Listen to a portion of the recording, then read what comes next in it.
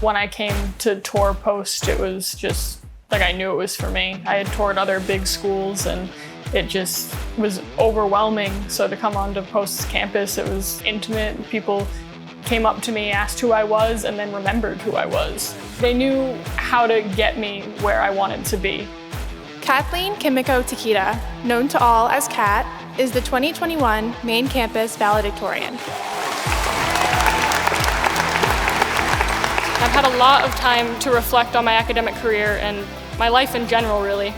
And I've come to the conclusion that I stand here before you today, decorated in the regalia of half a dozen organizations, the product of almost unbelievable privilege. I am a straight, white, cisgender-passing individual with a first name rooted in Western culture who was raised Roman Catholic in a middle-class suburban neighborhood. I have never had anyone tell me that I couldn't practice my religion. I have never been treated differently because of the color of my skin or who I decided to date. My privilege gave me a 9-foot ladder to get out of a 10-foot hole. I built a 12-inch step stool and got out of that hole with very little difficulty. And looking around, I see a group of amazing college graduates who did the very same thing. Some of whom had much smaller initial ladders to get out of that same 10-foot hole, who put so much more work into scaling the rest of that wall.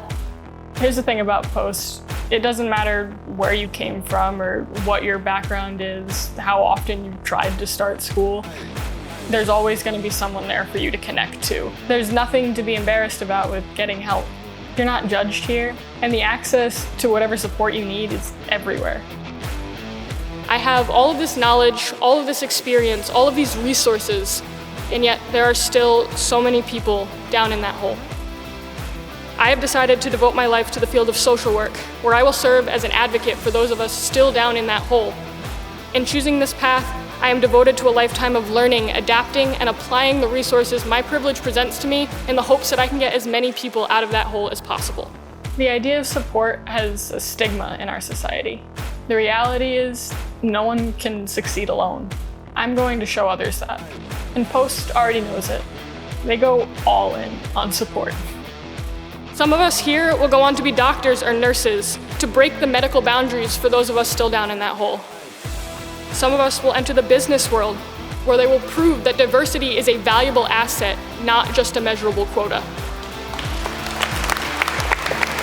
And some of us will enter the legal system, where they will fight to end this debate over whose lives are worth living, because at the end of the day, we need to stop putting qualifications on the right to exist. Privilege, whether or not we'd like to admit it, is real, tangible, and makes a hell of a difference when it comes to who makes it out of that hole and who spends years of their lives scrambling for even ground. And that's where we need to make a difference.